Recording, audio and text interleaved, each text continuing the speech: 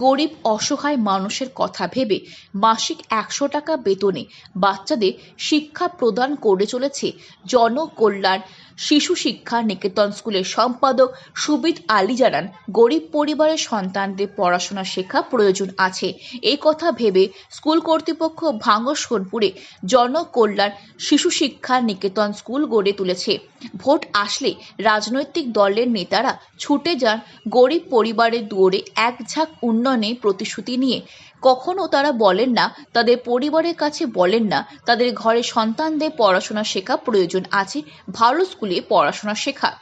এই গরিব পরিবারের কথা যখন কেউ ভাবেন না, তাদের সন্তানদের পড়াশোনা কথা ভেবে সম্পাদক সুবিদ আলী পড়াশোনা করবার জন্য জনকল্যাণ শিশু শিক্ষা নিকেতন স্কুল গড়ে তুললেন স্কুল কর্তৃপক্ষের সহযোগিতায়। মাসে মাত্র ১০০ টাকা বেতনে গরিব ঘরের সন্তানরা পড়াশোনা করতে পারবে আধুনিক শিক্ষায় পঠন পাঠনে। স্কুলের সম্পাদক সুবিদ আলী জানান, আধুনিক প্রযুক্তির যুগে মধ্যবিত্ত নিম্নবিত্ত সন্তানরা যখন পড়াশোনায় এগিয়ে যাচ্ছে, তখন পিছিয়ে পড়ছে গরিব ঘরের সন্তানরা। তারা আর ৫টা পরিবারের সন্তানদের মতন তাদের পরিবারের সন্তানদের পড়াশোনা করাতে পারে না আর্থিক অনটনের কারণে। বেসরকারি স্কুলে পড়াতে গেলে ন্যূনতম মাসিক বেতন ৩০০ টাকা দিতে হয়, তাদের পক্ষে দেওয়ার ক্ষমতা নেই। ফলে তাদের ঘরে সন্তানদের সরকারি স্কুল ছাড়া আর কোথাও পড়ার সুযোগ নেই। হাই স্কুলে পড়ার সময় পিছিয়ে পড়ে তাদের সন্তানরা পড়াশোনায়। গরিব বলে সন্তানদের কথা ভেবেই আমাদের স্কুল কর্তৃপক্ষ ভাঙড় সোনপুরে জনকল্যাণ শিশু শিক্ষা নিকেতন স্কুল গড়ে তুলেছে। স্কুলে আধুনিক শিক্ষায় পঠন পাঠনে পড়াশোনা শেখানো হবে। পরবর্তীকালে হাই স্কুলে পড়াশোনা শেখার সময় তারা যেন পিছিয়ে পড়তে না পারে, উচ্চ শিক্ষায় শিক্ষিত হয়ে তারা স্বনির্ভর হতে পারে, আমাদের এটাই লক্ষ্য। ঠিকানা খালদার বিএড কলেজের সন্নিকটে। আপনার শিশুকে ভর্তি করতে আজই যোগাযোগ করুন এই নাম্বারে 6295026715। আমি এই স্কুলটা চালাচ্ছি দীর্ঘদিন ধরে, প্রায় 1 বছর হতে গেল। মোটামুটি গরিব অসহায় মানুষ এতিম মানুষের বাচ্চাদের সাহায্যতে খুব নিম্নতম খরচা নিয়ে স্কুলটা চালাচ্ছি। মাসে কত করে বেতন রেখেছেন? খুব সীমিত 100 টাকার উপরে। আচ্ছা, আমরা আর কি ধার্য রেখেছি যে 100 টাকা পারে। আমরা মূল কাজ গরিব অসহায় মানুষ যে পয়সার জন্য যে গরিব বাচ্চারা ভালো ভালো স্কুলে পড়তেন না, তাদেরকে শিক্ষা দেওয়ার জন্য, তাদের পাশে দাঁড়ানোর জন্য, তাদের এতিম বাচ্চা। সমাজে অনেক ব্যবসা আছে, মানুষ লাভবান হওয়ার জন্য সেই সব ব্যবসায় যায়। আপনি এই শিক্ষাদান অর্থাৎ স্কুল করলেন কি জন্য? আমি বলছি সমাজ সেবা করার জন্য, সমাজ কল্যাণের জন্য। যে মানুষ আগামী এমন একটা দিন আসছে ডিজিটাল যুগে যে লেখাপড়া ছাড়া পড়াশুনো ছাড়া কোনো কাজকর্ম করা যায় না। তো সেই বাচ্চাগুলো যাতে লেখাপড়া শিখে ভবিষ্যতে কিছু তারা করে খেতে পারে, ভবিষ্যতে মানুষের মতো মানুষ হতে পারে, সমাজে চলতে ফিরতে পারে, সেই উদ্দেশ্যে স্কুলটা করা। আপনাদের আগামীতে আর কি কি পরিকল্পনা আছে? আগামীতে আরও পরিকল্পনা আছে। এই শিশু শিক্ষা নিকেতনটা আমাদের মেনলি এই সুবিধা নেই, আমাদের ছাত্রও বটে, এর উদ্যোগেই এটা গড়ে উঠেছে। তো পরবর্তীকালে ও আমাদেরকে ডেকে এই বিষয়ে সাহায্য সহযোগিতা চাইছে। তো আমি একটা স্কুলের প্রাইমারি স্কুলের শিক্ষক ছিলাম, এখন রিটায়ার্ড।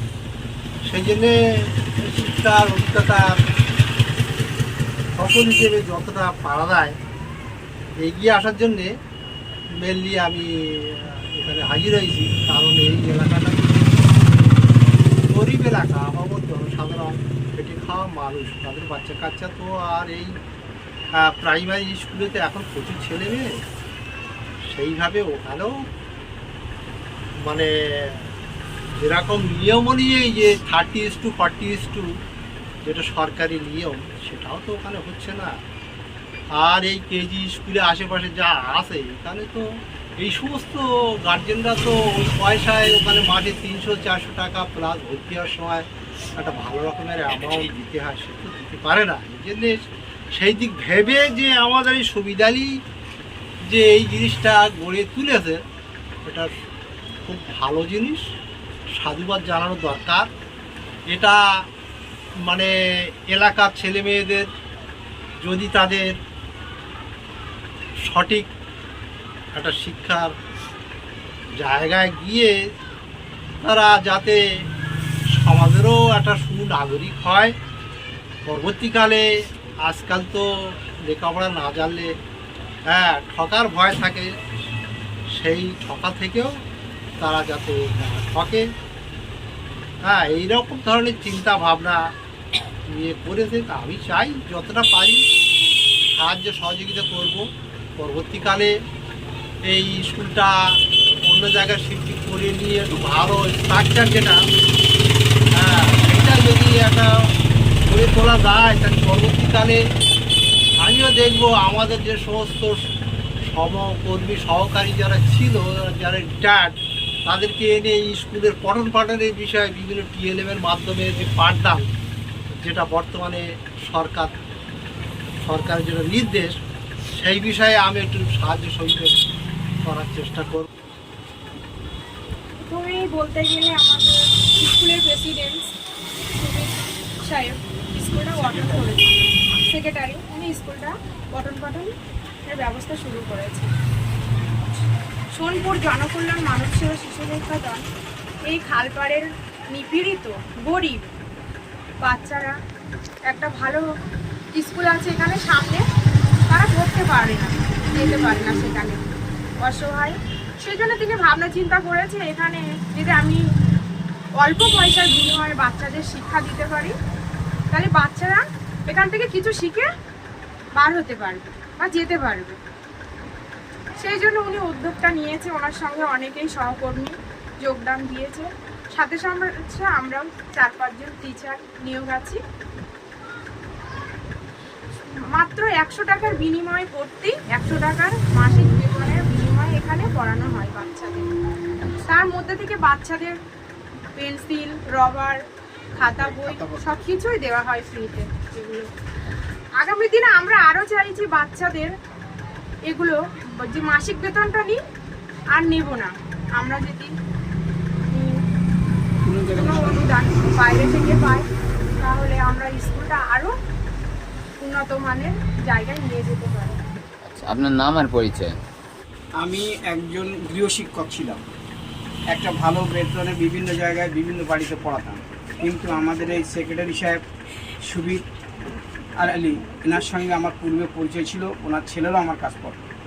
উনি আমার কাছে গিয়ে আবেদন করলো, স্যার আমি একটা অসহায় দরিদ্র সীমার নিচে বাচ্চাদের এরকম পড়াশোনা শেখাবার জন্য একটা স্কুল করেছি, আপনি আমাকে একটু সাহায্য করুন। আমি সব কিছু ছেড়ে দিয়ে ওই দরিদ্র সেবার জন্য, বাচ্চাদের সেবা দেওয়ার জন্য আমি সুবিধির পাশে এসে দাঁড়িয়েছি। এই স্কুল নিয়ে আগামী দিনে আপনাদের কি চিন্তাধারা আছে? আমার চিন্তা হলো এই স্কুল একটা ছোট্ট স্কুল আছে, এই স্কুলটাকে আরও বড়, আরও ক্লাস, এইভাবে একটা উচ্চতর শিক্ষার স্থানে নিয়ে যাওয়ার পরিকল্পনা আছে। আমরা দেখেছি এখানে খুবই ন্যূনতম মাসে 100 টাকা বেতন নিয়ে ছাত্রছাত্রীদেরকে পাঠদান করা হচ্ছে, কি বলবেন সেটা নিয়ে? এই পয়সা যে স্কুলের বাচ্চাদের কাছ থেকে নেওয়া হয়, সেই পয়সা আবার বিভিন্নভাবে খাতাপত্র এটা ওটা কিনে সেই বাচ্চাদের দেওয়া হয়। আমরা সম্পূর্ণ বিনা বেতনে শিক্ষকতা করছি। এই যে বিনা বেতনে যে একটা শিক্ষকতা করছেন, সেক্ষেত্রে মানে সমাজের মানুষের পাশে দাঁড়াতে পেরে আপনাদের কতটা ভালো লাগছে বা কেমন লাগছে? আমি মনের দিক থেকে বিশাল আনন্দিত এবং